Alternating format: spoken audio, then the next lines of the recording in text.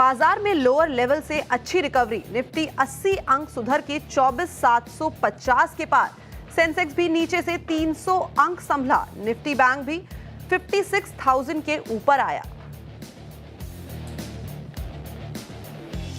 Pharma कंपनियों को Donald Trump की चिट्ठी से 2% का नुकसान। निफ्टी फार्मा इंडेक्स 2% टूटा। डिविस लैब, ऑरो फार्मा और सन फार्मा में 3 से 5% की गिरावट। ट्रंप ने फार्मा कंपनियों को दाम घटाने को कहा। एफएमसीजी में लगातार दूसरे दिन तूफानी तेजी। इंडेक्स करीब 1.5% मजबूत। कल नतीजों के बाद मॉर्गन स्टैनली की बुलिश रिपोर्ट से 4% भागा। हिंदुस्तान यूनिलीवर, उधर रेडिको खैतान, डाबर और मैरिको में जोरदार तेजी। मजबूत नतीजों से आयशर मोटर्स में टॉप गियर, करीब 4% चढ़कर निफ्टी का टॉप गेनर। उधर अच्छे रिजल्ट से चंबल फर्टिलाइजर 4% तो शैलेट होटल्स करीब 10% दौड़े, लेकिन कमजोर तिमाही से स्विगी में 4% की गिरावट। सीईओ के इस्तीफे के बाद पीएनबी हाउसिंग फाइनेंस टूटा। करीब 15% टूट के बना वायदा का top loser. CEO Girish Kausgi ने दिया इस्तीफा। अक्टूबर 2022 में कंपनी से जुड़े थे गिरीश। भारत के साथ बाकी देशों पर आज से नहीं लागू होगा 25% ट्रंप टैरिफ। व्हाइट हाउस ने जारी किया एग्जीक्यूटिव ऑर्डर। अब 7 अगस्त से टैरिफ लगाने का किया गया ऐलान।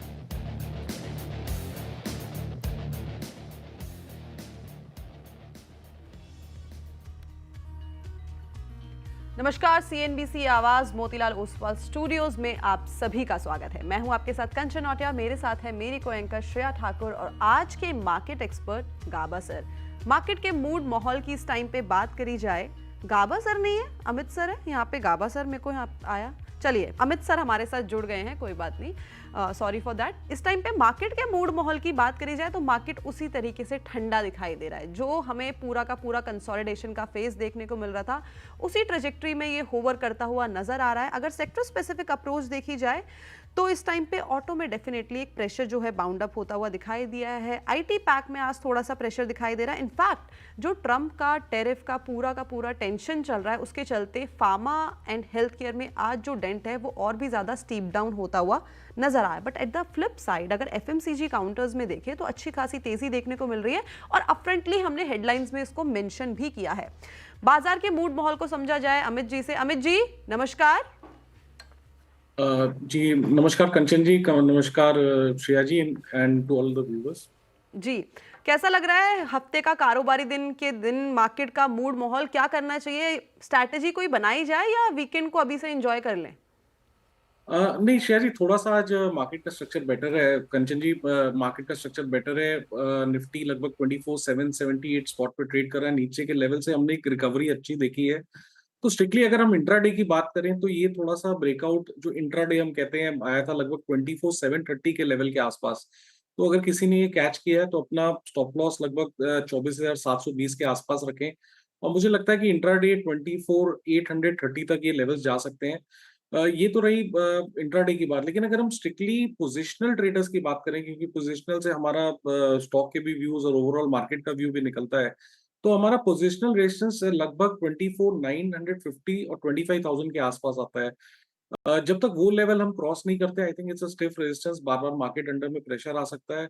सपोर्ट की बात करें तो 24,600 जो हमारा रिसेंट लो था 2-3 दिनों का, 24,600 24,650 वो हमारा सपोर्ट एरिया है। तो एक दायरे में ट्रेड कर रहा है। निफ्टी रिकवर करने की कोशिश कर रहा है, बट जब तक 25,000 के ऊपर नहीं निकलेगा तब तक ये स्ट्रक्चर वीक ही रहेगा।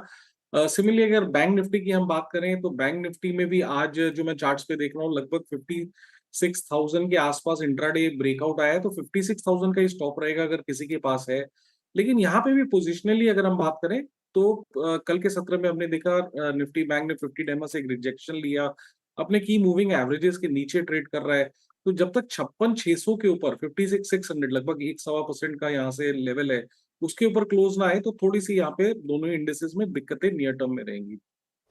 ओके, दोनों ही इंडिसेस में नियर टर्म में दिक्कतें हैं। फिलहाल आपको लेवल्स बता दिए गए हैं निफ्टी और बैंक निफ्टी के, उसको वॉच आउट कीजिए और ये स्ट्रैटेजी आपको इंडिसेस पे अपनानी चाहिए। चलिए अब आगे बढ़ते शो में। सबसे पहले वो नंबर आपके स्क्रीन पर जिसके जरिए आप हमारे साथ कॉन्टैक्ट कर सकते हैं, अपने सवाल पूछ सकते हैं। नोट कीजिए, व्हाट्सएप नंबर आपके स्क्रीन पर आएगा 7045220000। ये वो नंबर जिसके जरिए आप हमारे साथ कॉन्टैक्ट कर सकते हैं। इसके अलावा आप सोशल मीडिया प्लेटफॉर्म्स पर भी टैग करके सवाल पूछ सकते हैं। अब आगे बढ़ते हैं और देखते हैं कि सबसे पहला कॉलर हमारे साथ कहां से जुड़ रहे हैं। कृति वोरा जी जुड़ रहे हैं हमारे साथ अहमदाबाद से। Kriti ji hi, good morning. Good morning madam. Hi जी जी, सवाल आपका सर। मेरा पास नाटको फार्मा के 10 शेयर 1027 के भाव से, तो फंडामेंटली राय चाहिए करीब 6-12 महीने के लिए, क्या कर सकते हैं? फंडामेंटली राय, टेक्निकल राय हम देंगे आपको नेटको फार्मा के ऊपर कि कौन से लेवल्स अब इंपॉर्टेंट है, आपको क्या करना चाहिए। ये बताइए पहले कृति जी, ये लॉन्ग टर्म के लिहाज से पूछ रहे हैं कि नजरिया आपका शॉर्ट टर्म का है? लॉन्ग टर्म में 6-12 महीने। लॉन्ग टर्म के नजरिए से ही पूछ रहे हैं ना, ठीक है। अब 945 की अब ये इस लेवल पे ट्रेड कर रहा है। 1027 की आपकी खरीद है, आप लॉस में 81 रुपये प्रति शेयर का लॉस तो झेल रहे हैं। टेक्निकली कैसे चार्ट्स प्लेस्ड है Amit ji? Natco Pharma, very good morning to you. 6 महीने में करीब करीब ये 18% से ज्यादा टूट गया। स्ट्रेंथ नजर आ रही है क्या इन लेवल्स पर? अब करना क्या चाहिए? लॉन्ग टर्म नजरिया है इनका। देखिए श्रेया जी, लॉन्ग टर्म के लिहाज से स्ट्रक्चर नेटको फार्मा का वीक ही है। रिसेंटली जो इसमें पुल बैक दिखा था, स्टॉक ने 200 डेमा पे रेजिस्टेंस लिया और वापस वहां से हम थोड़ा फॉल देख रहे हैं। करंटली 50 डेमा पे रेस्ट कर रहा है, जो कि यहीं 940 945 के आसपास आता है। वो लेवल्स टूटते हैं तो दिक्कतें और बढ़ सकती है। लेकिन अगर पोजिशनली बात करें तो 13 फरवरी को स्टॉक ने गैप डाउन किया था और उस दिन लगभग 20% का लोअर सर्किट लगा था स्टॉक में। तो इसका जो गैप रेजिस्टेंस आता है, काफी लंबा रेजिस्टेंस है, 1053 से लेके लगभग मैं देख रहा हूँ 1190। तो कोई भी अपमूव आता है तो ये स्टॉक एक अच्छे खासे रेजिस्टेंस जोन में रहेगा। इसे मूव अप करना इतना इजी नहीं है। Will be lot of sellers जब तक ये स्टॉक पोजिशनली 1150-1200 के ऊपर ना निकले। सिमिलरली हमने इस बार के मूव में भी यही देखा है कि रेजिस्टेंस की तरफ गया, गैप रेजिस्टेंस की तरफ, और उसके बाद वापस गिव अप कर दिया है। तो मेरी सलाह यहाँ पे ये है कि कोई भी उछाल है जहाँ पे इनका लॉस कम हो, तो यहाँ से निकलने की कोशिश करें। ओके, तो लॉस को यहाँ पे आप थोड़ा सा नैरो कर सकते हैं और लेवल्स में निकल सकते हैं नेटको फार्मा से। चलिए आगे बढ़ते हैं और पुणे से अशोक जी हमारे साथ जुड़े हैं। Ashok ji good morning. Good morning madam. जी, आपका सवाल। Good morning madam. मेरा हेरिटेज फूड है। हेरिटेज फूड मतलब 670 का है मैडम, मतलब 6-8 महीने पहले हो गया इसका, और करीबन 47 शेयर है। और एक बजाज कंज्यूमर 293 का है, अराउंड 40। ठीक है, तो आप पर्सपेक्टिव क्या लेके चल रहे हैं, लॉन्ग टर्म या शॉर्ट टर्म? अभी मैं तो शॉर्ट टर्म का ही था, तो अभी इतना लॉस हो रहा है तो थोड़ा वेट कर रहा हूँ। तो कितना वेट करें? स्टॉप तो लॉस लग रहा है आपने कि कोई लगाया नहीं, इसलिए 670 यानी कि 52 हफ्ते के हाई को भी एक्सीड करते हैं। ऑल टाइम हाई से इतना ज्यादा करेक्ट हो गया। जी।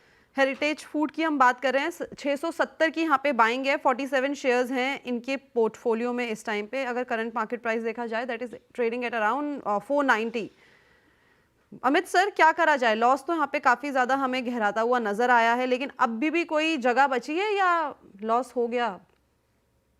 जी देखिए, स्टॉक का जो स्ट्रक्चर है डेफिनेटली वीक रहा है। रिसेंटली थोड़ा सा इसमें रिकवरी जरूर आने की कोशिश की है स्टॉक ने, लेकिन अभी भी हम ये नहीं कह सकते कि इनका पूरा लॉस रिकवर हो जाएगा।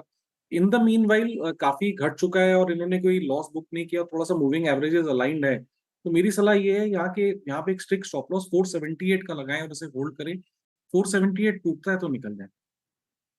478 टूटता है तो वहां से पोजीशन को आपको करना होगा एग्जिट। सेम बजाज कंज्यूमर के साथ भी अशोक जी ने किया है। इसका जो ऑल टाइम हाई है वहां पे उन्होंने जाके खरीदारी कर ली है, वहां से इसमें एक करेक्शन आया है। अमित सर क्या करा जाए? जी देखिए, बजाज कंज्यूमर में भी एक लंबा चौड़ा करेक्शन आया था। ये बात सही है कि पिछले कुछ दिनों में हमने यहाँ पे रैली देखी है। रैली के बाद स्टॉक को आइडियली 20 डे पे होल्ड करना चाहिए था, लेकिन इसने 20 डे में ब्रेक कर दिया और अगला सपोर्ट अब यहाँ पे 212 के आसपास आता है। आज के सत्र में हम थोड़ा सा मूव जरूर देख रहे हैं, लेकिन मेरी सलाह ये रहेगी कि जो इमीडिएट स्विंग लो है लगभग 221 के आसपास, वहां स्टॉप लॉस लगाएं और इसे होल्ड करें। 221 टूटता है तो निकल जाए। ओके, बजाज कंज्यूमर और हेरिटेज फूड्स पे आपको ये स्ट्रैटेजी अपनानी चाहिए। चलिए अब आगे बढ़ते हैं और नेक्स्ट कॉलर हमारे साथ कहाँ से जुड़ रहे हैं वो देखते हैं, उनसे बातचीत करते हैं। मनोज जी जुड़ रहे हैं हमारे साथ मुंबई से। Manoj ji, good morning. कोई बात नहीं, उनसे राब्ता नहीं हो पा रही अभी फिलहाल, संपर्क टूट गया है। उनका क्वेश्चन मैं ले लेती हूँ। उनका सवाल है यस बैंक पर 2000 शेयर्स हैं उनके पास और 24 में लिए थे उन्होंने। अब नजरिया क्या है वो तो नहीं पता, लेकिन 26 तक गया था 52 वीक हाई इसका। हाई साइड की खरीद इनकी 18 के लेवल पर कर रहा है, कारोबार लॉस में है। यस बैंक क्वांटिटी ठीक ठाक ही है इनकी, करना क्या चाहिए अमित जी? क्योंकि चार्ट्स तो कुछ 6 महीने में आधा फीसदी मामूली चढ़ा है और काफी न्यूज ड्रिवन स्टॉक रहा है ये, करना क्या होगा यहाँ पर? जी, जैसे कि यस बैंक की हमने कई बार बात की है शो में। यस बैंक एक वीक स्ट्रक्चर है और हर बार हमने यही कहा कि रिटेलर्स को इस काउंटर में नहीं रहना चाहिए। कोई भी अपमूव आता है तो हम देखते हैं कि it is easily sold into, और इस बार तो हम देख रहे हैं कि वापस स्ट्रक्चर वीक हो गया है, सारे की मूविंग एवरेजेस के नीचे ट्रेड कर रहा है। एक इसका स्विंग सपोर्ट लगभग 19.5 के आसपास आता था, वो भी टूट गया है। तो कोई भी मामूली सा कोई भी उछाल आए तो यहाँ से निकलने की कोशिश करें, एग्जिट की ही सलाह है। ओके, तो मामूली से उछाल में यहाँ से अपनी पोजीशन को करना होगा आपको एग्जिट। अमित सर, एक बार प्लीज़ चार्ट देखिए रेडिको खैतान का। नंबर्स आए थे इसके और नंबर्स में हमें अच्छी खासी तेज़ी देखने को मिली है। ओवरऑल वॉल्यूम ग्रोथ भी हमें अच्छा खासा अपटेक देखने को मिला है, जिसके बाद यहाँ पे करीब करीब 5.5% की तेज़ी है। क्या लगता है कहाँ तक ये जाता हुआ दिखाई दे सकता है? अपने 52 हफ्ते के हाई पे ही इस टाइम पे ट्रेड कर रहा है, ऑल टाइम हाई इसने आज बना लिया है। देखिए जी, स्ट्रॉन्ग काउंटर है, ट्रेंडिंग काउंटर है। कंटिन्यूअसली चार्ट्स में हमने देखा रेडिको गैतान ने 52 वीक हाईज बनाए हैं, हायर हाई हाई लोज क्रिएट किए हैं और ट्रेंड को अपने मेंटेन किया है। जब भी ये स्टॉक 50 डेमा पे ड्रिप किया है तो एक बाइंग अपॉर्चुनिटी रहा है। इमीडिएटली अगर किसी की पोजीशन है तो आप एक स्टॉप लॉस लगाएं 2800 रुपीज का, और प्रोबेबली 3000 3050 तक के टारगेट्स पॉसिबल हैं। लेकिन फ्रेश पोजीशन के लिए मैं कहूंगा थोड़ा सा वेट करें डिप का, क्योंकि स्टॉक ऑलरेडी 5% बढ़ा हुआ, रिस्क रिवॉर्ड फेवरेबल नहीं है। एग्जिस्टिंग पोजीशन को 2800 के स्टॉप लॉस के साथ होल्ड करें, और अगर फ्रेश पोजीशन बनानी है तो थोड़ा एक डिप का इंतजार करें।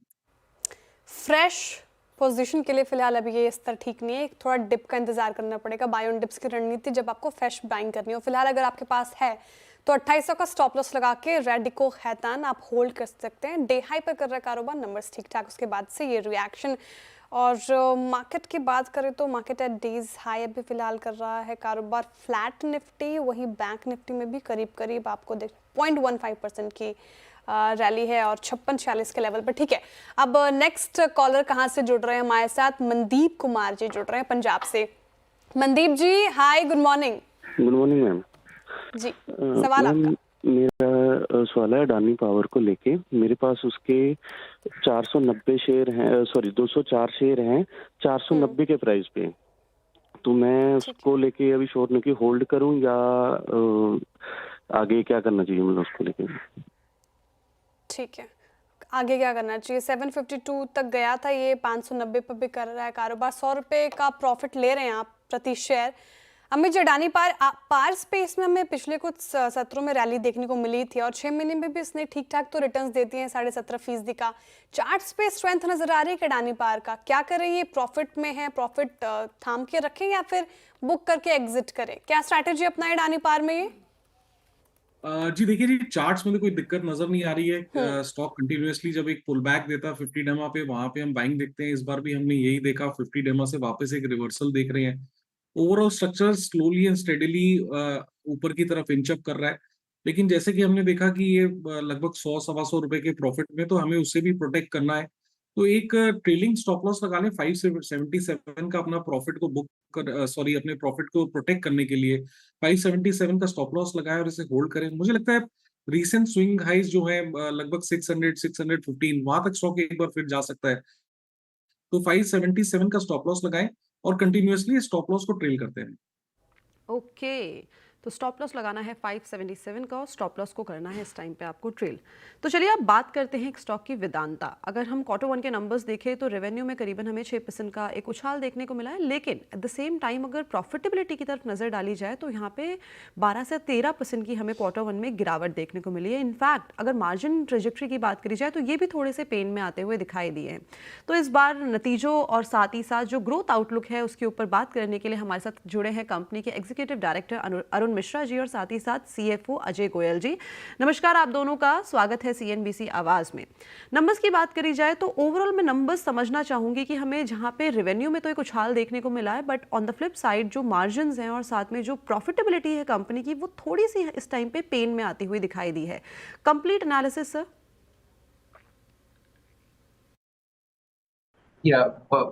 धन्यवाद। ये साल की बहुत ही शानदार शुरुआत है। अगर आप देखते हैं हमारे पहले क्वार्टर का EBITDA, so first quarterly basis पे हमारा ये आज तक का रिकॉर्ड हाईएस्ट एबिटा है 10,007 करोड़ रुपीस।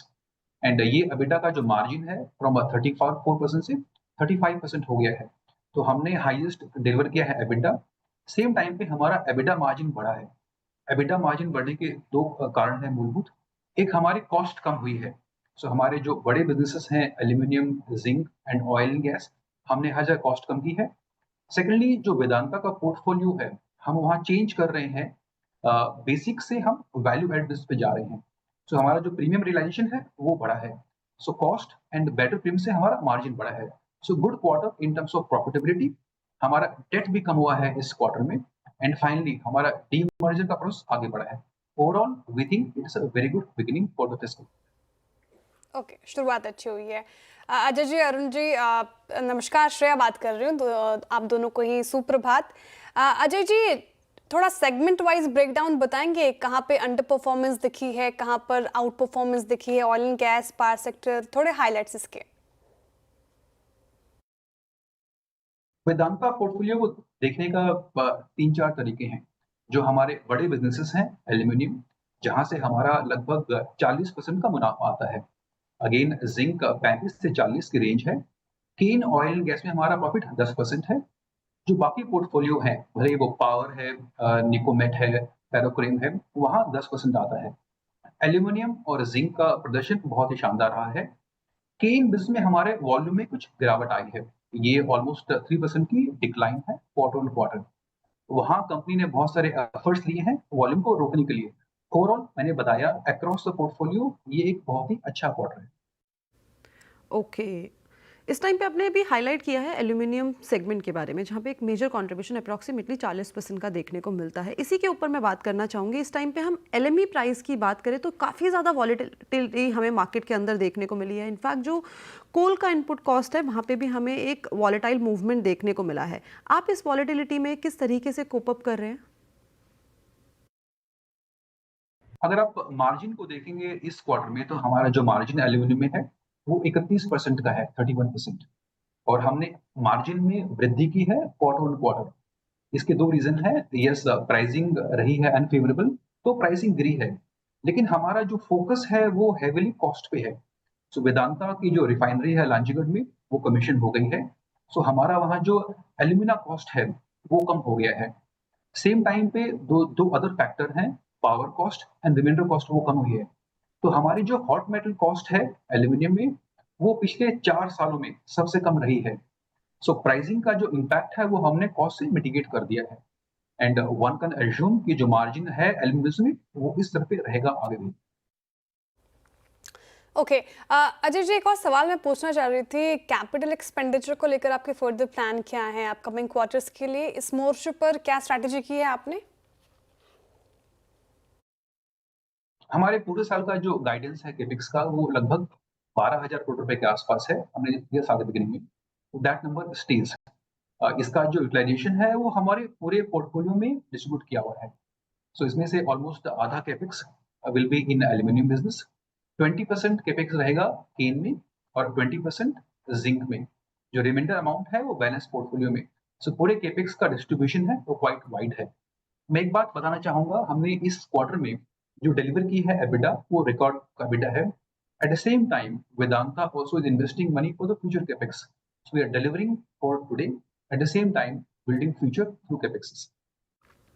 ओके अरुण जी, अब मैं आपके पास स्विच करना चाहूँगी, आपसे मैं एक सवाल पूछना चाहूँगी। फ्यूचर आउटलुक में ही मेरा सवाल है। केपेक्स के बारे में तो ऑलरेडी आपने मेंशन कर दिया है, लेकिन अगर आपका इस टाइम पे पोर्टफोलियो देखें तो ऑलरेडी काफ़ी ज़्यादा डाइवर्सिफाइड है। कंपनी कोई प्लान कर रही है रिसर्च एंड डेवलपमेंट के लिए या फिर फर्दर किसी नई टेरिटरी में एंट्री के लिए?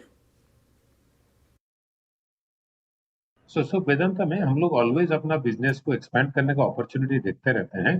तो फिलहाल हमारे जो नजर है अभी इंडिया में क्रिटिकल मिनरल मिशन में जो क्रिटिकल नया नया मिनरल ब्लॉक अनाउंसमेंट हो रहे हैं उसमें भागीदारी करके उसमें आगे बढ़ने का। और इसके अलावा अगर बना हुआ कोई कोई नया कंपनी या कोई प्लांट को एक्वायर करना है तो जब सो होगा हम बता पाएंगे। बट फिलहाल हम लोगों का नजर है नया नया मिनरल ब्लॉक का पार्टिसिपेट करना और क्रिटिकल मिनरल मिशन में अपना भागीदारी निभाना। ओके तो पूरी की पूरी फ्यूचर आउटलुक के बारे में जानकारी ले लिए, रिजल्ट एनालिसिस हमने समझ लिया। थैंक यू सो मच आप दोनों का हमारे साथ जुड़ने के लिए and all the best for the upcoming quarters. Thank you so much for joining us today.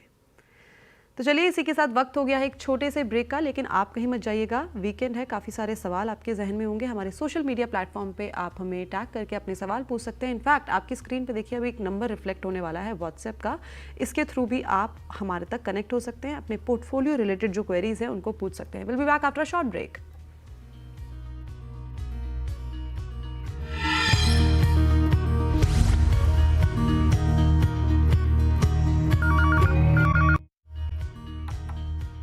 Welcome back. आप देख रहे हैं ट्रेडर्स हॉटलाइन सीएनबीसी आवाज पर। चलिए वक्त हो चुका है अब हमारे सोशल मीडिया क्वेरीज को थोड़ा एड्रेस करते। काफी ज्यादा सवाल आ रहे हैं और सवाल है अंकित गौरव का। हाय अंकित, और ये कह रहे हैं I bought in Mahindra and Mahindra 3300 call for August 25 at 99 rupees, but currently it is at 54 rupee. Please suggest what I should do. Amit ji, सवाल सुना आपने। महिंद्रा के ऑटो बिक्री सेल्स के आंकड़े तो अच्छे आए हैं आज, थोड़ा हालांकि निचले स्तरों से ठीक ठाक रिकवरी दिखा रहा है, लेकिन 1% की गिरावट है। कॉल ले रखी है इन्होंने 3300 की कॉल 99 रुपए पे। करना क्या चाहिए अब इनको, क्या स्ट्रैटेजी अपनाएं? देखिए, जैसे कि मैं सुन रहा हूँ आपने कहा 99 रुपीज में लिया है इन्होंने कॉल, तो पहला तो रूल ये है कि जब 99 का कॉल है तो आप मैक्सिमम 20-30% प्रीमियम, जैसे आपका स्टॉप लॉस लगभग 60 के आसपास होना चाहिए था, तो आपने बड़ा रिस्क लिया। ऑलरेडी 49 है, ठीक है, थोड़ा सा नीचे के लेवल से महिंद्रा एंड महिंद्रा रिकूप करने की जरूर कोशिश कर रहा है। स्टॉप लॉस स्ट्रिक्ट लगाइए इस बार 35 का। 35 टूटता है तो निकल जाइए। ओके तो ये थी राय महिंद्रा एंड महिंद्रा पर। सवाल तो काफ़ी सारे, लेकिन एक सवाल अमित सर से मैं करना चाहूँगी। सर, वीकेंड है, कौन सा स्टॉक ट्रेडिंग के लिहाज से आज बढ़िया आपको लग रहा है कि हाँ वीकेंड का जो मुनाफा है वो हम 3.5 पे काटें और इसके बाद मज़े करें? जी देखिए जी, आज का ट्रैक्शन अगर हम देखें तो एफएमसीजी सेक्टर में भी है। सवेरे से भी मेरी सारी कॉल्स एफएमसीजी में गई है, और यही इन मोमेंटम है। मुझे लगता है कि यहाँ पे मोमेंटम बना रहेगा।